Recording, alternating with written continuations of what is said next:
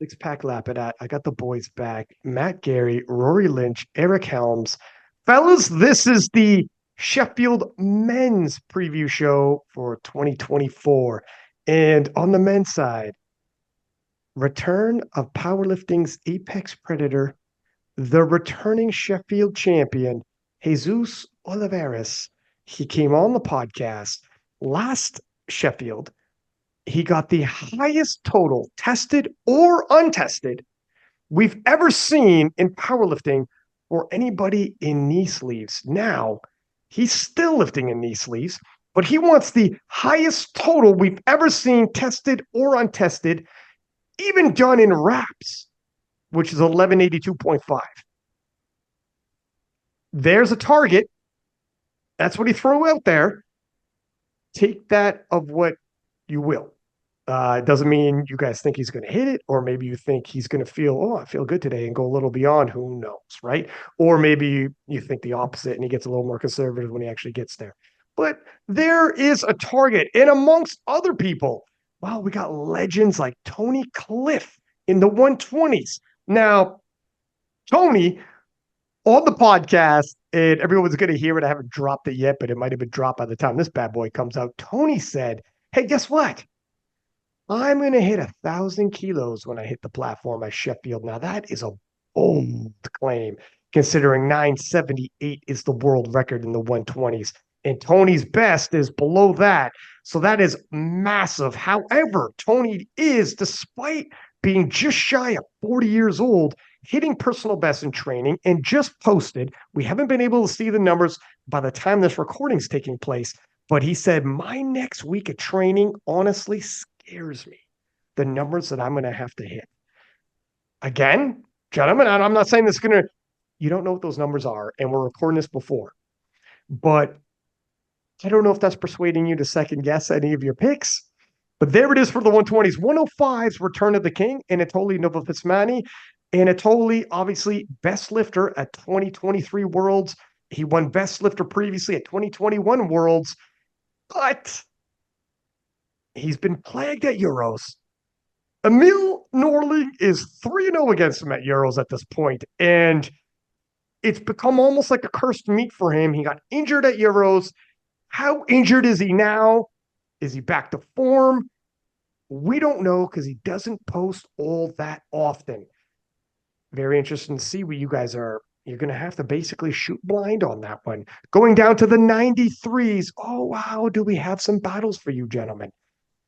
Return of the 93 kilo king is Jonathan Kaiko. Kaiko lost the world title in 2022, regained form in 2023, not only taking the world championship, but also winning the battle of the 93s. But if you want to talk about the battle of the 93s, you can't do so in recent times without saying the name Gavin Aiden. And Gavin is one squat world record away from winning that battle each and every time. However, always seems to get it taken from him. And I use the verbiage taken from him because that's how Gavin and his supporters feel. Some of these squats literally getting two white lights and the jury overrules.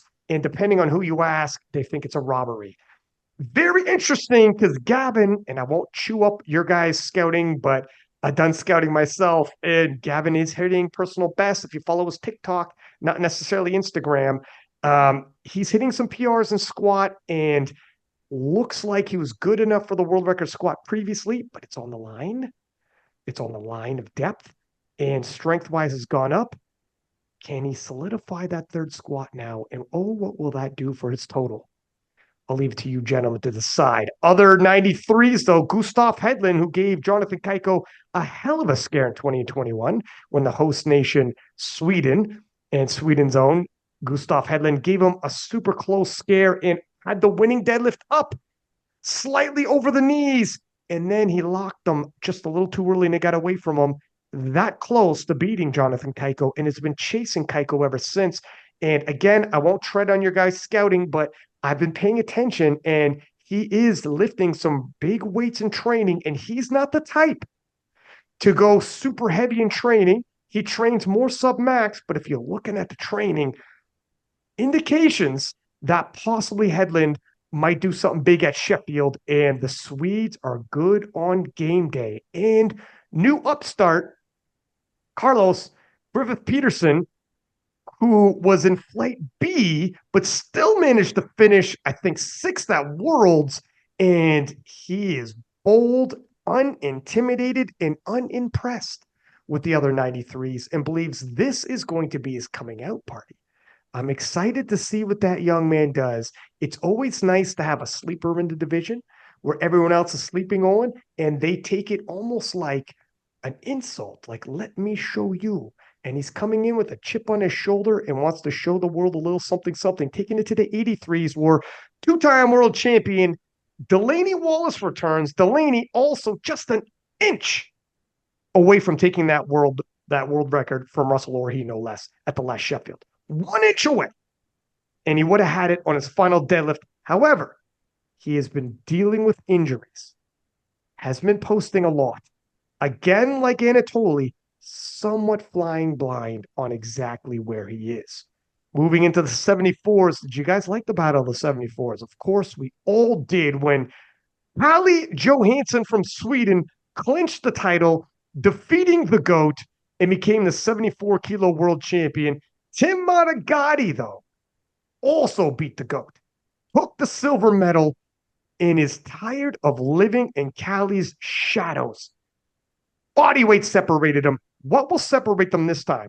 They're going to need to go over 800 kilos because Kjell Backlund from Norway at the European Championship upped the IPF world record to 800 kilos for the 74 kilo class. Oh, by the way, Kjell is the reserve lifter should anybody pull out.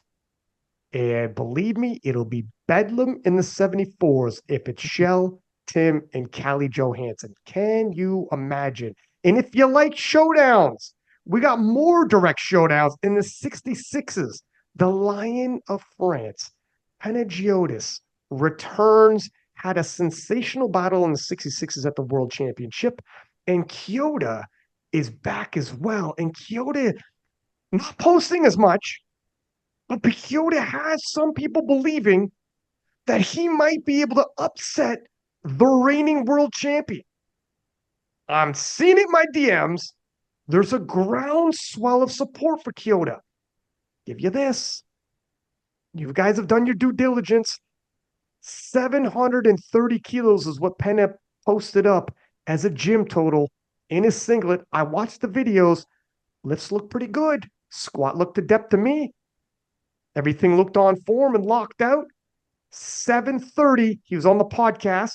Not sure if it'll be dropped by the time this one drops. The numbers he's projecting, my friends, Penna is coming to win Sheffield, not just beat Kyoto in a 66 kilo clash. But both of these gentlemen have already gone over the world. Well, Kyoto's gone over the world record officially at Japanese Nationals, and Penna destroyed it in the gym. And let's see if he can bring it to the platform.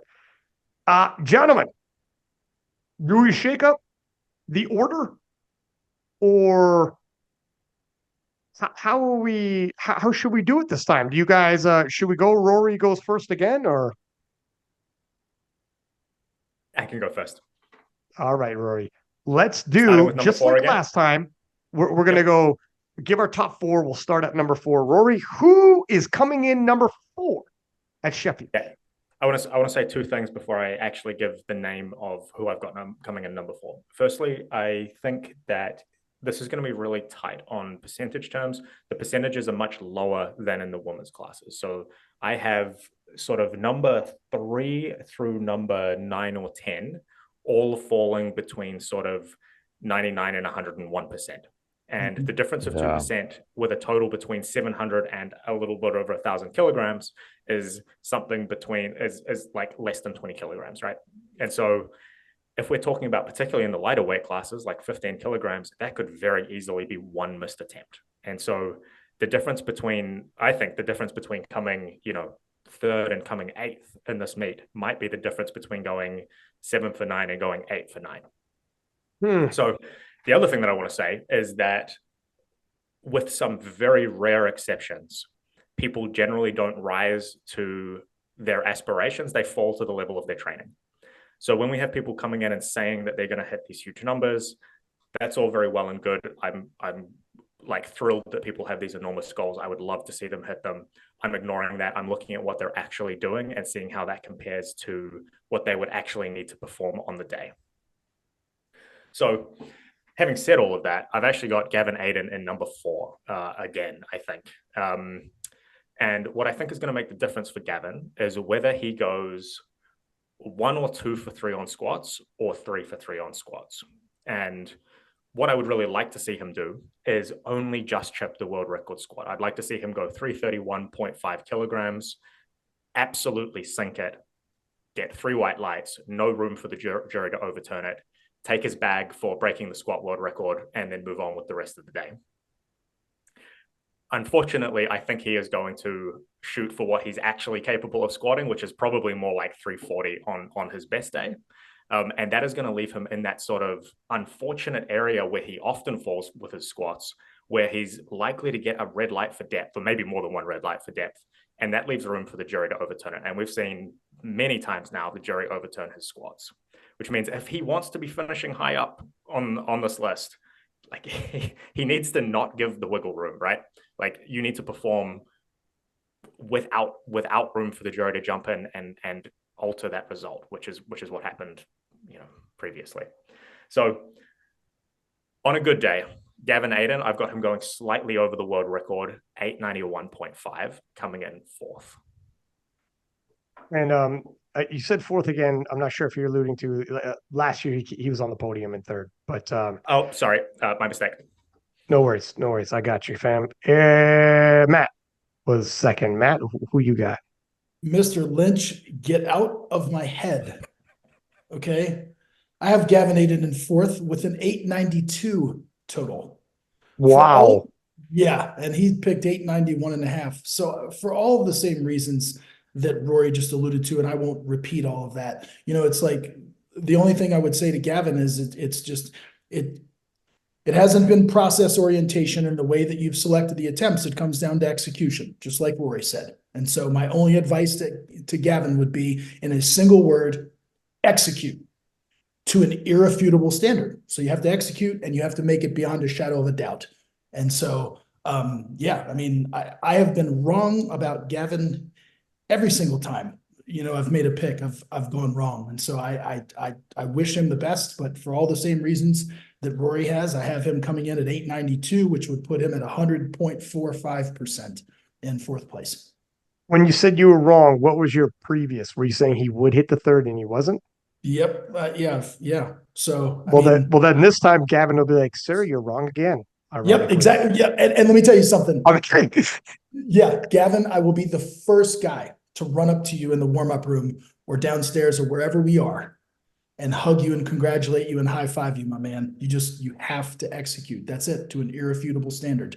You get to write the narrative. Like you said, you hold the pen, you get to script the story the way that you want it.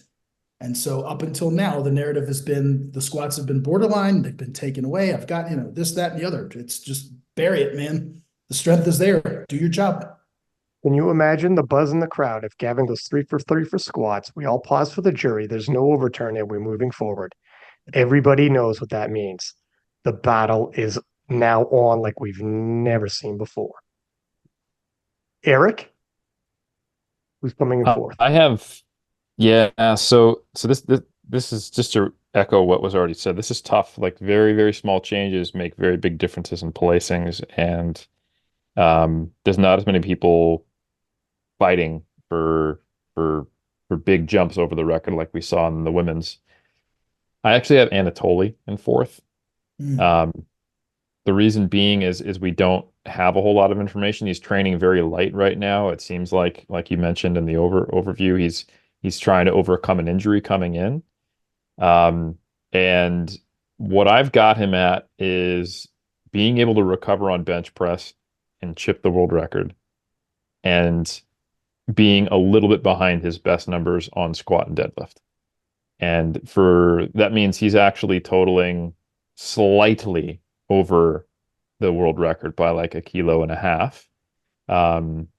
And just with the way I have everything else shaking out, that is a very, very good position at fourth, but not on the podium, but not really far down. I don't know. I think he's a very resilient lifter. I don't think he's going to be so beat up as to be completely relegated out of the top spots. So that's who I have in fourth. Rory, who is your number three? My number three is Jonathan Geico. So as I mentioned before, because what I predict the spread is going to be, very small differences, and in particular attempt selection makes quite a big difference. And Jonathan Geico makes a lot of attempts. Like he makes 8 or 9 for 9 every meet for years. And I think that might be the difference between him being on the podium and him not being on the podium in this instance. I don't think he's going to be able to take a crack at either the squat or deadlift world record. Those are both, quite far away from where it seems like he is, but he may be able to get a little bit on the bench world record along the way.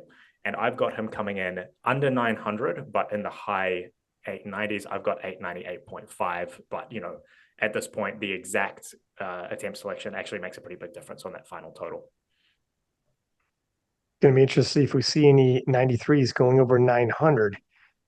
Matt, what are your thoughts for your number three?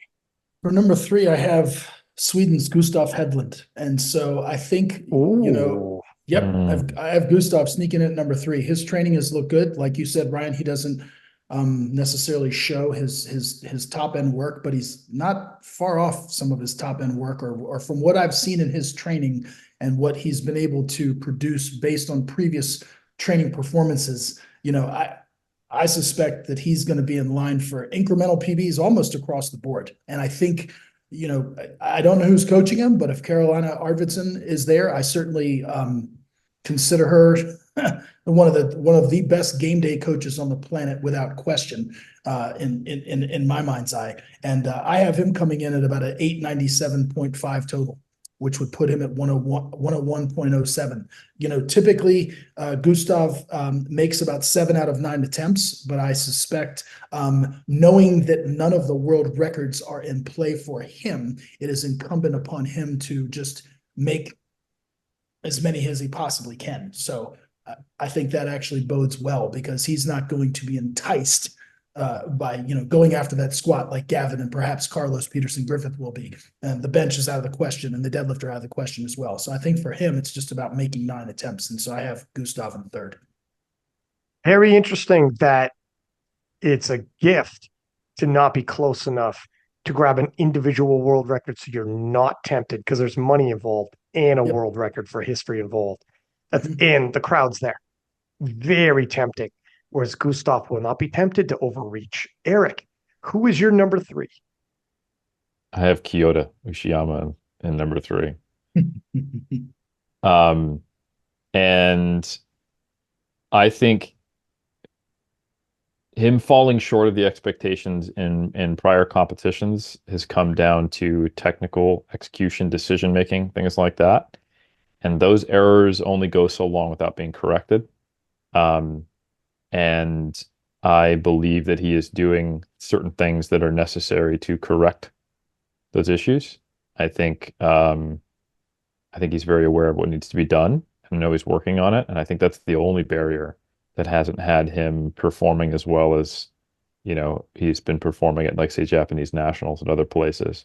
So I think he can be even relatively conservative compared to maybe where his top end for strength technically is, and still be very high in these rankings. So I have Kyoto finishing, similarly to his best ever individual numbers, but maybe not quite as high on the deadlift, and doing something that he should be able to do if he works on the technical execution. So 247, 172, 292 puts him at like a 712, which is over the current world record by a couple kilos. That will, as we'll discuss later in my books, have him beating Panna, even though Panna will be probably putting together one of his best personal totals, and finishing on the podium in third. Kyoto has hit 712.5 at a national level anyways. He's capable. Small errors have cost him at last Sheffield and the World Championships. Has he plugged those holes? He's going to be under very tough pressure with Penna returning as well. Rory, who is your number? Where are we at? Two? Number There we are, 2. two. My number Getting 2 close. is Kyoto Ushiyama. I haven't seen any squats from him lately. I have seen a 172.5 for 2 bench press that looked like decent, not incredible, but decent. For his deadlifts, he's been doing a lot of pause deadlifts, and I'm struggling a little bit to translate that into his comp deadlift style. The best that I've seen from him from his deadlifts is 275 for 3 paused, and his best comp deadlift is 300. He does say that he wants to take a shot at the world record. So the current world record is 307.5. So I expect to see him loading probably 308 for his third attempt. I don't have a good idea of whether he's going to get that or not. I wonder if he may end up with just his second deadlift.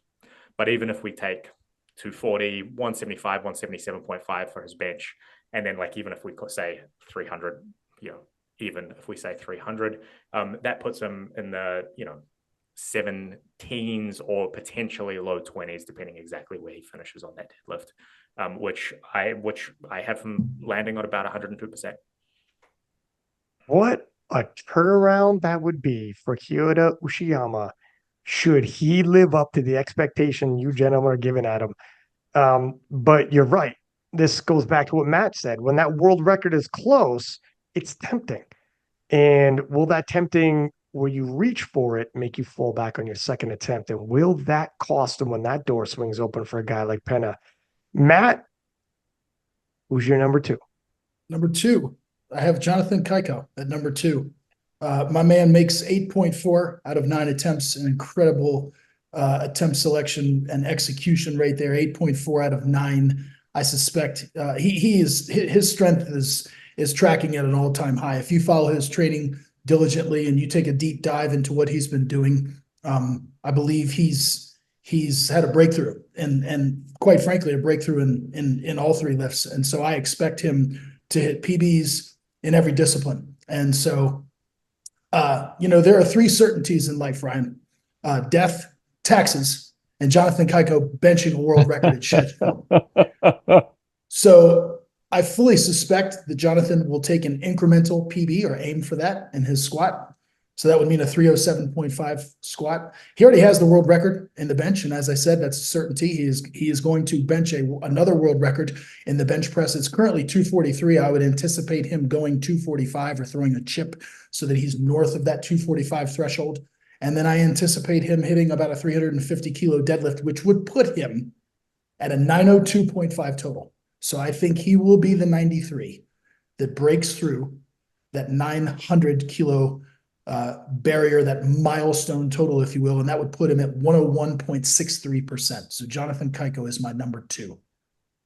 Has been hitting PRs on the bench press again in training, and that bench is just the most reliable of weapons for Jonathan Kaiko.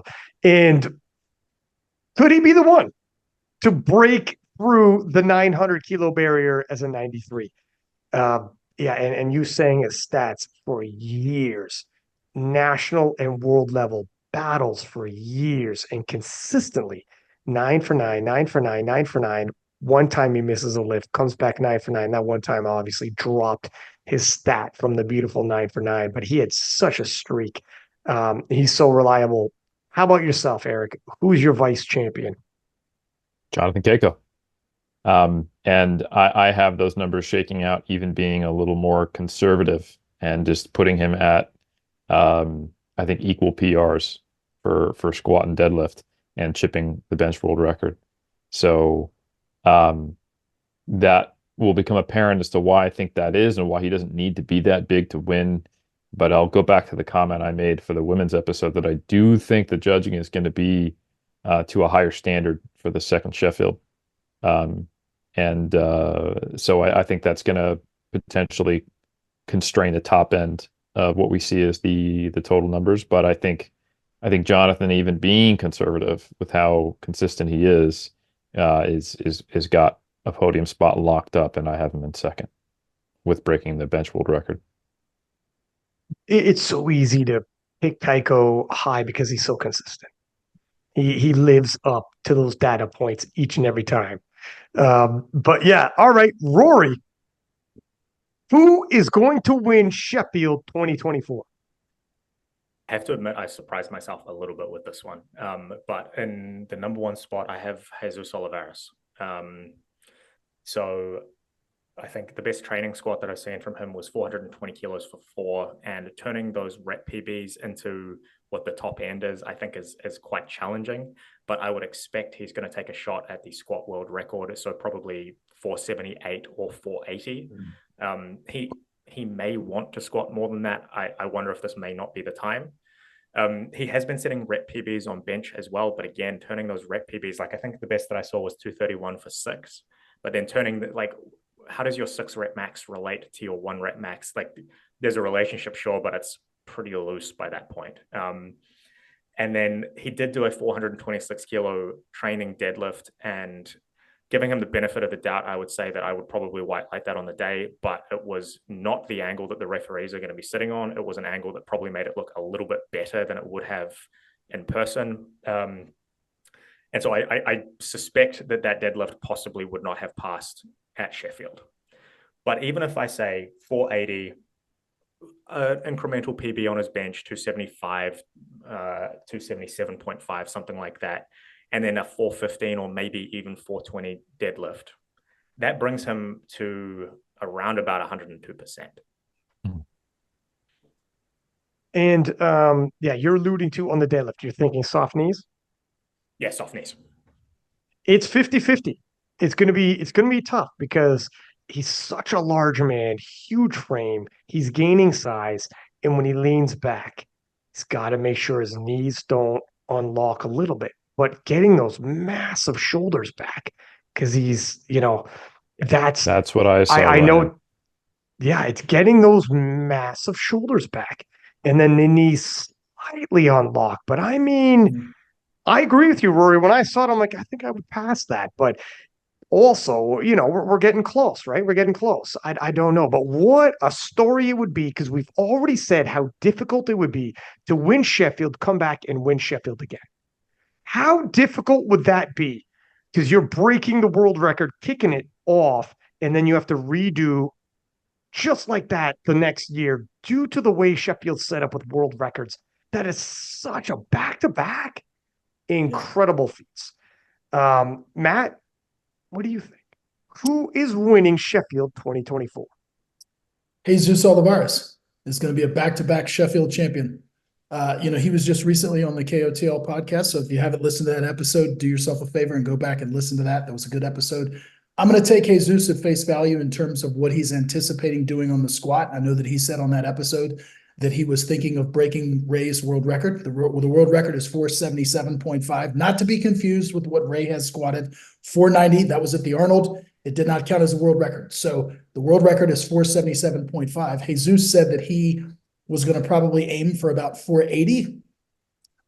Spoke to Jesus briefly in the DMs. He said that his squat is tracking well and that he might try to push it just a little bit more. And so I don't know if he was being coy in saying that he was only going to take 480. Here's the deal. I'm going to take him at face value, and I have him down for a 480 kilo squat.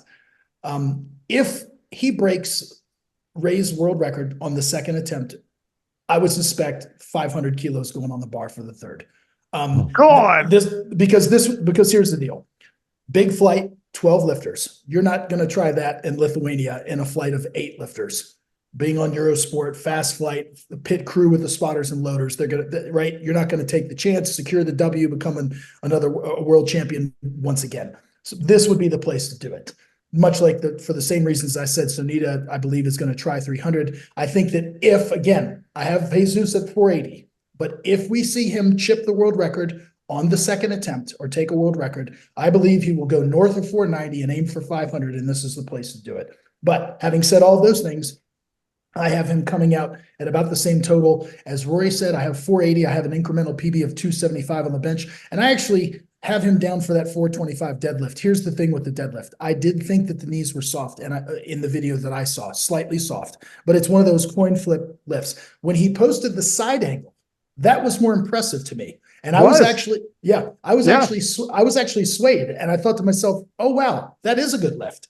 However, that being said, they often, like Roy said, position the referees kind of almost as these three, front referees where they're not, the two other referees who I'm putting side in air quotes are not sitting on the sides as they, in my opinion, truly should be. That's for another discussion at another time. So the issue with guys that are built like him is their hands swelling after maxing out on squat, maxing out on bench, and when he pulled that 425 and training our 426, presumably knowing the way that he trains, that was done in a fresh state. That was not done after maxing out in the squat and the bench. And so I think we all know Jesus probably has the strength, the hip and back strength to stand up with probably 440 kilos or somewhere in that neighborhood. Everything's fast. It's just the lockout. Can he get the shoulders back?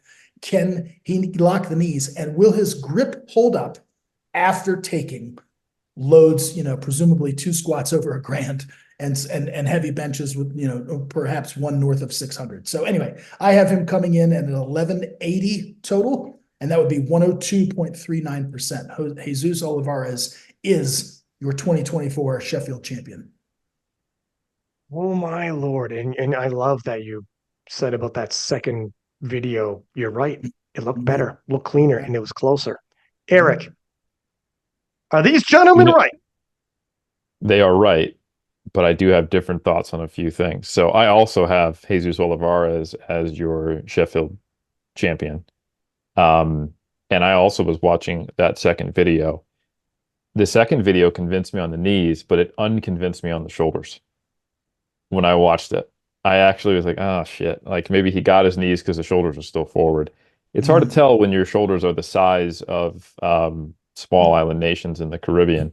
But to me, I was like, I think I would white light that, but I don't know that they will be white lighted based upon who is there. Um, and again, I really have a feeling that the Sheffield judging standards are going to come up because there is a perception that they were looser than Worlds, and it's not the inaugural Sheffield anymore. I don't think it's a good look. Not that this is all planned; it's happening in the moment. I'm not suggesting any kind of intentional bias or change in judging, but I think I mean, remember how he won, right? He won on an overturn, right? He got the what he got on an overturn, and I don't know, like I don't think that's going to happen again. So I think even when I did the math of him just equaling 272.5 on his bench and 410 on his deadlift, but squatting 478 and chipping the world record, he's still in first. And again, I had Jonathan Keiko with those kind of more conservative picks equaling PB. So I think it is Jesus's Sheffield to lose. I'll be honest with you there. He's the last person to go, too. He gets to make the attempt selection calls that put him in a position of advantage, so he can be more conservative on getting that squat record, leave a little something for the deadlift, or he can do what Matt said and go 478 on his second, take something crazy for a ride on his third, and then he can put whatever he needs on the bar for the deadlift, pushing something closer to what he thinks might be challenging to keep locked out or something, or just exactly what he needs. Obviously within reason for taking the first spot. So I think it's a very tough scenario where Jesus is not winning. Wow, so he wins with wiggle room and can miss some lifts. I mean, it's what a run. This is a Jesus Olivares era, and we are just eating it up. He's doing some insane things here in back-to-back Sheffield. Now, let's talk about who would come in. We're going to move. We got our top four from the top four to 8 to 5, and we'll start with number 8. We're going to start at the top of the order. Rory, who is going to come in 8th place? For number 8, I have Gustav Hedlund. His training does look good. It's very submaximal, so projecting those top ends is a little bit harder. I think the variable that's going to change exactly where he falls is what his attempt selection is like. And if you look at his meet history, there are some meets where his attempt selection is spot on, and I suspect those are the meets where Carolina is there. And there are some meets where his attempt selection is frankly not very good at all. And that difference could make the difference between him coming like very low in the rankings and actually very, very high in the rankings. And so I'm actually saying that he's going to come in around the mid 880s, which will be just shy of the world record. And it's actually amazing. I think he's only going to come in 10 kilos lower than Matt, and that's bumped him from third or fourth all the way down to like eighth. But yeah, I've got him coming in around the mid 880s. Matt, who is your number 8 at Sheffield? The godfather of British powerlifting, Mr. Tony Cliff.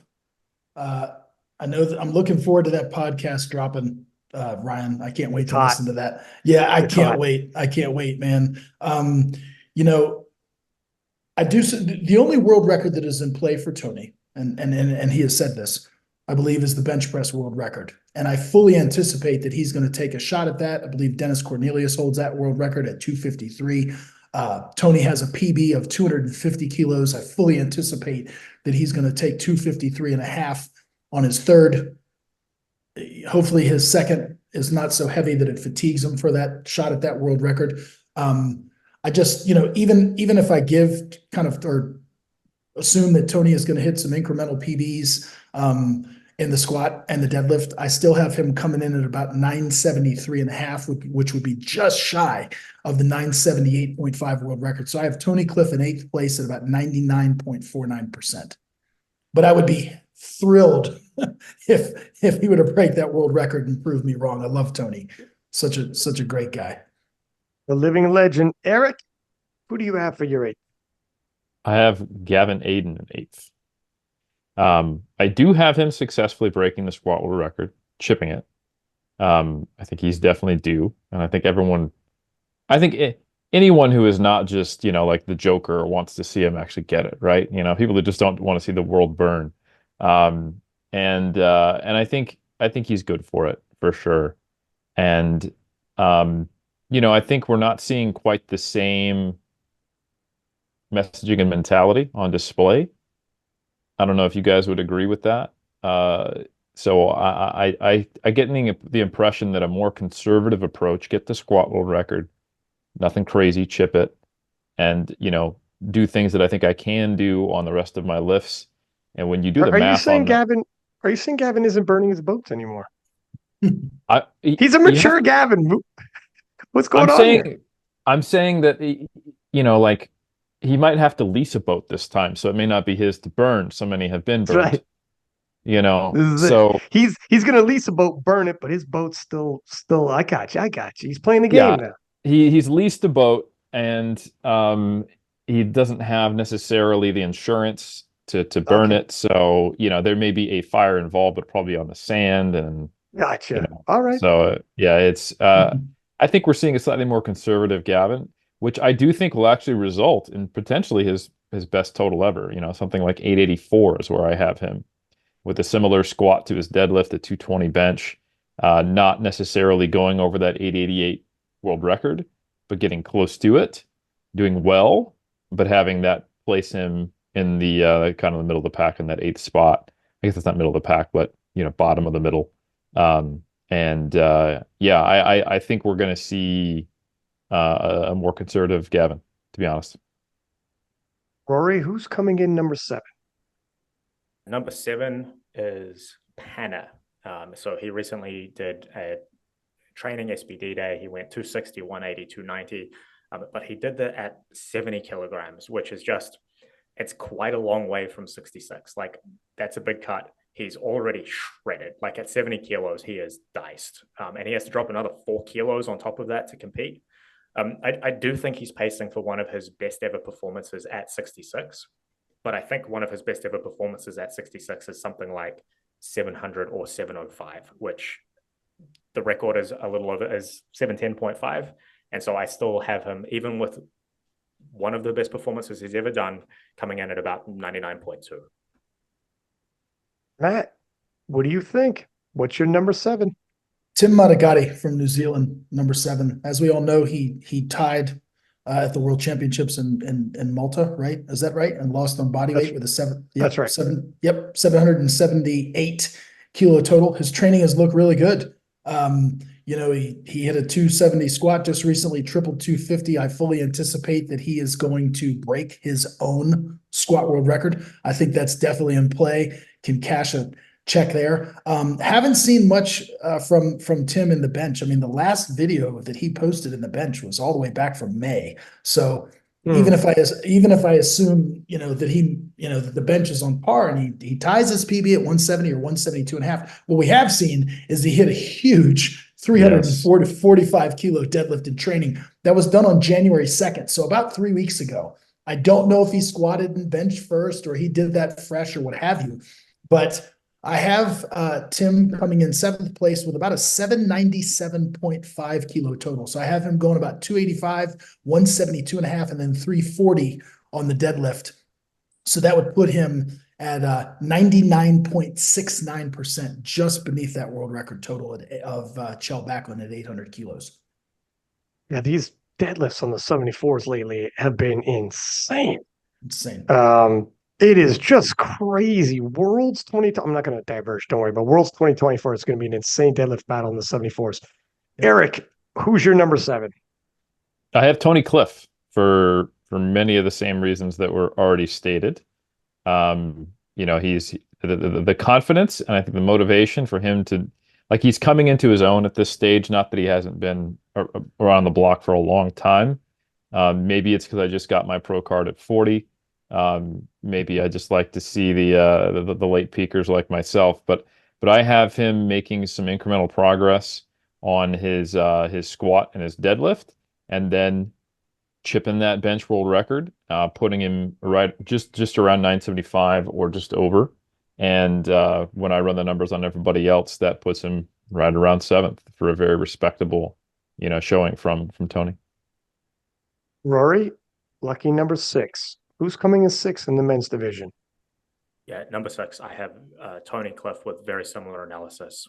He might, I think he's likely to probably put a chip on the bench world record and incremental progress squat deadlift. I've got him coming in at 975 or 980.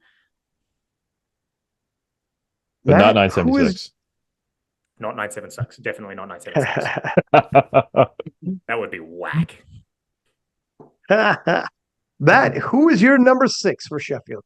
Number 6, I have Kyoto Ushiyama. Not going to rehash all of the things that Rory said, but I have him coming in literally just a sliver under the world record. I have him hitting a 710 kilo total to the tune of about 242 and a half, 172 and a half on the bench, and 295 in the deadlift. I do think that he will probably take a shot at that world record deadlift on the 3rd. Like Eric said, I hope that he's made some of the technical corrections. I think at Worlds he got called for soft knees on his 2nd and 3rd pulls, or maybe that was last year's Sheffield. I've forgotten which. But hopefully he's this guy. For those who don't know, I believe he's a civil servant. He's a fireman in Japan, and so has a significant amount of life stressors and so forth. But I do anticipate him performing better than he did at last year's Sheffield, and so I have him coming in 6th place at about 99.93%, literally just under the world record total. Eric, who is your number 6? I think this is interesting because I have Penna, and the crazy thing here is that because there's no world record at play in this battle of the 66s, there could be a 2.5 kilo separation between Penna and Kyoto, and while that is a marginal win in one of them just edging out the other in the 66s, that puts like 3 places between them in the overall rankings.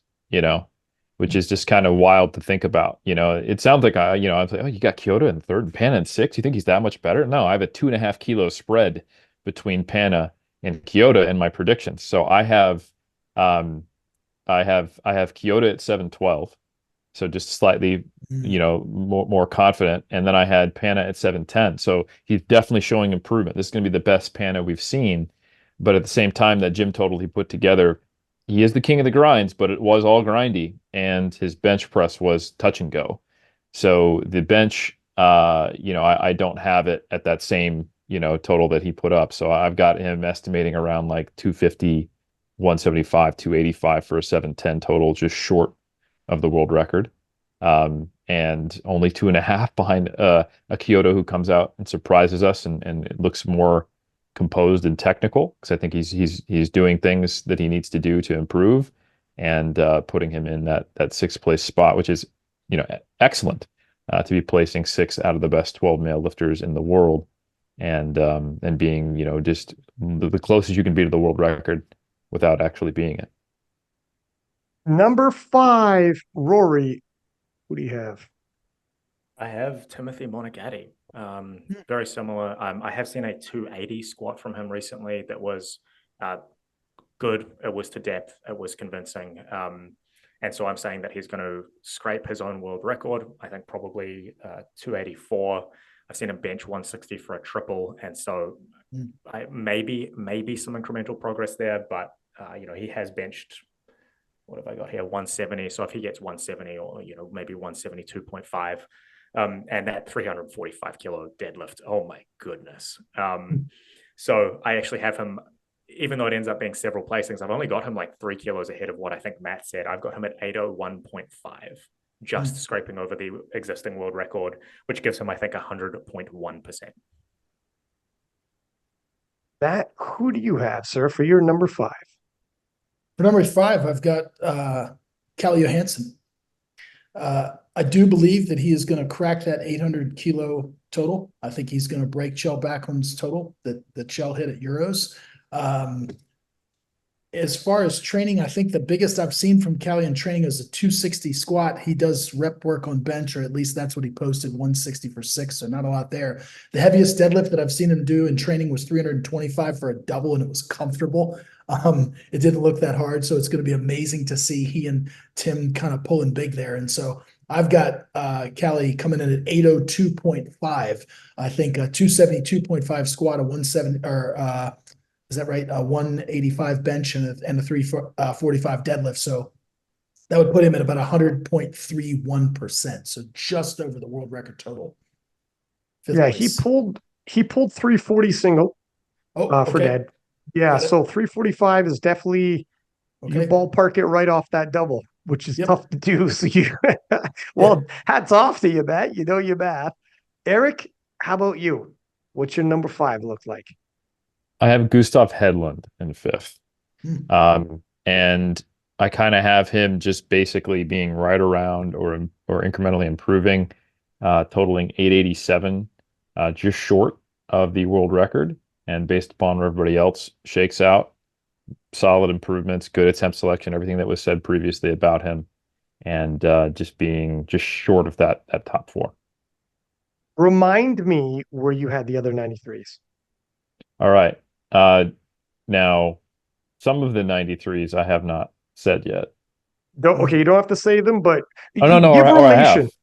One of them I have not. You're correct. I have only said not Carlos. So I have Jonathan Keiko in 2nd, Gustav Hedlund in 5th, and the other 93, Gavin Aiden in 8th.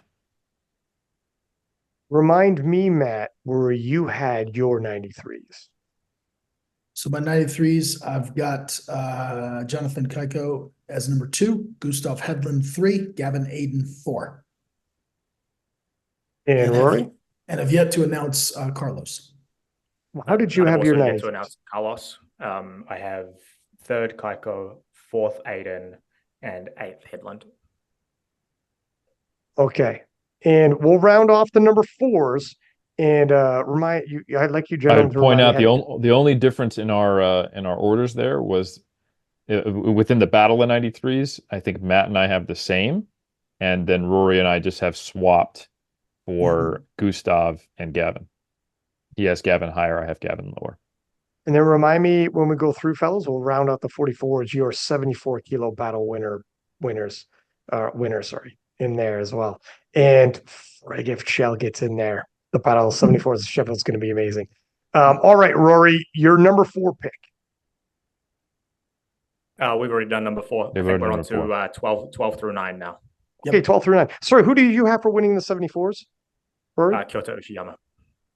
No, 74s. 74s. I've got Tim winning the 74s. Matt, who did you have winning the Battle of 74s? Kelly Johansson. Eric? I have Tim Monakai.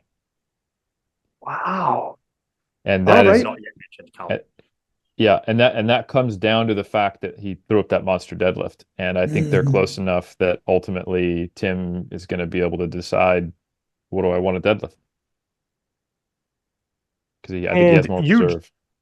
you gentlemen, Rory, you have who winning the Battle of the 66s? I have Kyoto winning the 66s. Eric? Oh, as well, barely. Matt? Yes. Kyoto. Wow. Mhm. Fellas, we got some upsets coming. You have some reigning world champions being upset within their own weight class. It's getting hot in here. All right, let's move on to the final segment. This will be the rankings from from 12th to 9th.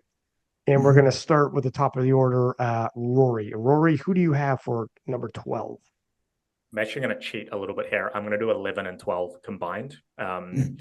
So I have both Delaney Wallace and Anatoly Novopasmany, both seemingly substantially injured. I haven't seen Anatoly go over 250 on either squat or deadlift. Delaney has been squatting, but he's been doing that thing where he has the camera so close that you can see his body, but not the weight on the bar. And so, like, haven't been able to see what his load has actually been, but I know that he has been injured. So they've both been benching well. I think Delaney's likely to get a comp bench PB. Anatoly may take a crack at the world record bench. His bench, I saw him do a 200 for 4 that looked decent. But I've got both of them sort of depending exactly how injured they are. They would only need to be 10 or 15 kilos off their best ever to be right at the bottom. And so, like, if they're not 100%, they're 11 and 12. Matt, what are you thinking here, sir? I have the exact same logic and rationale as Roy. Because we don't know anything in terms of their injury status, or we know very little. And so for those reasons, I have them at 12th and 11th. And literally you can just coin flip which is which, because I just don't have any data. And so under normal circumstances, I would pick them significantly higher. But under the current circumstances and the information that I have them at 12th and 11th. Delaney at 12th and Anatole, or at 12th and Anatoly at 11th, but it could be the other way. So Yeah, let's hope they surprise us and show yes, up like, for wow, I sure. feel a lot better those last Yep. 3 weeks. You Yep. never know. Eric, what are you thinking? I have Carlos Peterson Griffith in 12th. If we just kind of assume pretty similar numbers to his best, or even slightly up, um, that puts him around like a 855 total. And it's just not enough to necessarily climb the ranks that well.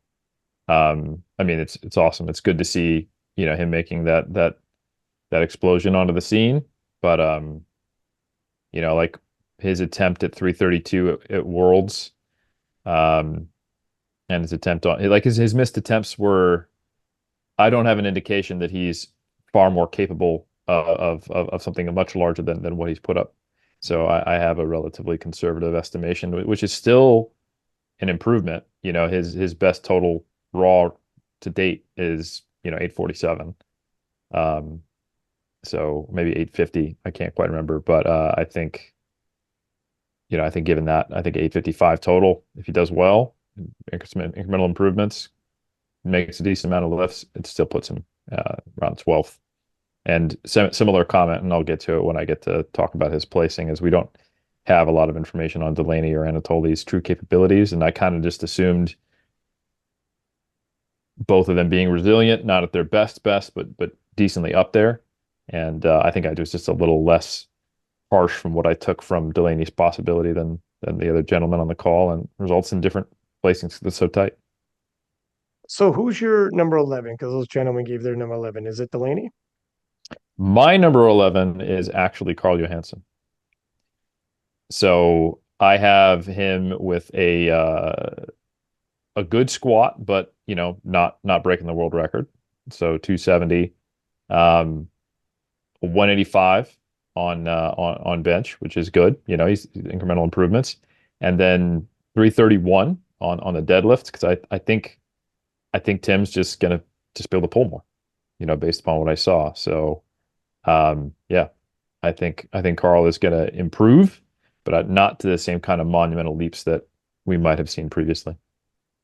And is that the 331? Because he pulled 340, but again, this is like he didn't max out on squat, he didn't max out on bench, he didn't, cut weight and all the rest of it, right? And this is where sometimes people get the numbers people think drop, but they didn't drop. Matt's alluded to this several times in different preview shows. It's not the same. Is that kind of the way you're thinking with the deadlift? He'll get a PR, but Yes. maybe it looks a little bit artificially high based off of highlights. Yes, exactly. Well said. I could have explained that more, but you just did. Thank you. No worries. All right, let's move on to our numbers. So we did a 12 and 11. Let's move on to 10. Who's cracking the top 10, Rory? I have Carlos Peterson Griffith coming in 10th place. Very similar, I think. Incremental improvement, sort of more or less across the board, but like a great day for him would be an 860 total, and that's still 20 kilos behind the other 93s. And I mean a great day for him would be 860. He's done 847.5. That's a 12 and a half kilo jump. That's you'll take that at Sheffield. Huge total PB, but not enough. Matt, who is your top 10? Who's cracking the top 10? I have Carlos coming in at number 10 as well for a lot of the same reasons, that Eric and of course Rory just spoke to. We don't have a lot of data on him. I will say this: he's no stranger to international competition and travel. Coming from Guyana, when you look at his open powerlifting, so presumably he's not going to be shaken up by the travel and that sort of thing. Having listened to him on another podcast, he believes that he's going to be taking a shot at that world record squat. So that will be fun to watch if in fact that happens with presumably he and Gavin, maybe even ping ponging that back together or back and forth. And how does that change outcomes and how does that, force the hand of the other and so forth. But yeah, for a lot of the same reasons that the other two panelists have said, I've got Carlos coming in 10th place. Eric, who's cracking your top 10? My 10th spot, just clicked off my spreadsheet, is Tim Monagatti. I have him winning the Battle of the 74s, breaking the squat world record, just putting a chip on there. Bench, he hasn't been showing that. I think it's very hard to improve that when you're really lean and staying kind of at the bottom of your body weight. So if we assume something like a 170, and then putting what he needs on to win the Battle of the 74s, winning that deadlift battle and then inching up ahead by a small amount because he's beating someone else who's probably also going to chip the world record, and just being slightly below the obviously. I think Kel came in there and just took a whole lot of money away from both these guys, right? So bumped that world record by a double digit number, and they're like, oh, okay. So that really kind of changed the game as far as where the 74 potential placing was overall. But between that battle, I think it'd be very tight with Tim coming out because he's the bigger deadlifter, it seems. Yeah, for a weight class, I mean, my God, it was 790.5 or was it 790? I can't 790.5, whatever. But Shell comes around and to up it by 10 kilos. 10 kilos is a lot. You didn't just chip the world record. World records usually get chipped. 10 kilos is obliterating a world record. And those gentlemen going to Sheffield are like, damn, man, did you do us dirty? However, Shell's like, I got to do what I got to do because guess what? I am also now going to be at Sheffield and he's a reserve. So he's going to get flown in. He's going to be watching it there. And if somebody drops out or gets sick right before, whatever, Shell's in the middle. He did what he had to do. And even if he doesn't compete, his name is being mentioned on every single podcast preview show. His name will be mentioned on the broadcast. He's now a part of it regardless. You can't look past it. But anyways, hats off to him. Rory, who is your number 9? In number 9, I have Kalle Johansson. So very, very similar numbers to what everyone else has already said. I was a little bit more conservative with what I thought he could deadlift. So I've gone 270, 185, 337.5 for a 792.5 kilo total, which 2 months ago would have been a world record. Fair enough. Matt, who is your number 9? I've got Penna coming in number 9. Much like Eric said, that battle between he and Kyoto, I just only have 5 kilos separating the two. I have Kyoto totaling about 710, just a slice under the world record, and I have Penna equaling his PB total of 705. He did, like the other guys said, had that epic SBD day, but he was, significantly over body weight. The bench was a touch and go, so I do anticipate those numbers coming down. None of the world records and the individual lifts are at play for him, so he just has to build a total. But traditionally, Penna goes about 6 for 9, and so yeah, I have Penna in 9th place with about 705 kilo total, 99.23%. Fellas, I can only imagine if Penna goes head to head with Kyoto and doesn't beat him, the fire that will be lit for Worlds. If you know Penna, this would be because 2023 he had it all. You won't be happy. He won with everything. that. He won everything. But he won everything and rose to a crazy level because what happened in 2022. If he goes head to head with Kyoto and Kyoto wins at Sheffield, you better watch out at Worlds. It will be crazy. Who gets a bigger ovation in the crowd? Penna from the French contingent, or my man Tony Cliff being the hometown favorite? I mean, both of those guys are gonna bring the house down. That's why I cannot wait to see the two of them lift. Tony's I been think around. I think you're going to have more Brits, and because it's at Sheffield. Because it's at Sheffield, it's a little more travel from the French to get there, and it is sold out. And I suspect Brits bought more tickets first, so I think we're going to see Tony getting the hand that more hand. Here it is though. There's for sure going to be more Brits, but who's going to be louder? Because those French are wild. They and are. To be fair, who doesn't love Penna? I think cheer for both. So totally. It'll be, that's the thing. Well, I'm telling you what, look, I had Penna on the podcast. He just said, you want to see something like Silent Worker in December at 700 people show up. It's a local meet. 700. And if you saw the videos, they were on their feet yelling like it was a rock concert. 700 people to a local meet. Imagine if France hosted the World Championships. Imagine what that would look like. Or France hosted any of those type of like the Euros or something. But give them the World Championships. Give them the European Championships. And 700 people at a local meet, you're going to have thousands at Worlds. The World Championships will look like Sheffield if it goes to France. Same with Euros. Give them Euros if you're not going to give them Worlds. Give them one of those. I mean, it's getting crazy. But that's it, gentlemen. We built that off pretty quick, didn't we? Hold on. Did I give my my ninth? Oh, I don't know that you did. Didn't you give your ninth? Who did you say? I didn't get to say because you didn't ask. You started asking about who would get this winning the standing ovation battle. So okay, well, who's your three, sir? I almost cut you loose. Everyone listening will be like, "Oh my god, I never." Let's hear, buddy. I apologize. What's your actually it's super not exciting because I have Delaney Wallace locked in for kind of his previous performance because I don't know where he's at. Very similar to what I did with Anatoly being slightly down on squat and deadlift and then hitting a bench world record. I just put Delaney, you know what? Let's say he repeats Sheffield from last time because having spoken to Delaney, he overcame a lot to get the performance that he did at Worlds. So he is absolutely someone who can scrap and win ugly, as it was said. And he also did not necessarily get the most favorable referee calls on that day. So I mean, I think yeah, I think Delaney could. I hope I would like to see Delaney, get back at least to baseline. So without the kind of information we had, I put him at baseline, and based upon where everyone else fell, that puts him not quite at the world record yet. So Russ is safe for a little bit longer, close to it, and in the 9th position. It's tough because these would be the two goes Delaney has at Russ's world record, and he's injured. Yep. And that's tough because Russ is back.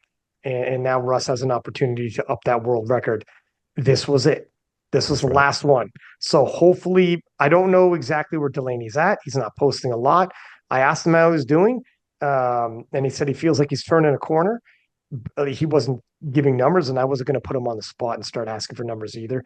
But he feels like he's turning a corner, and he has time. And should the day arrive, Delaney is a dog, and he'll load. And people previously leading into last Sheffield thought he was not capable. And then he was an inch away from taking Russell Orh's 83-kilo record. And everyone's like, oh my gosh. No, he's capable.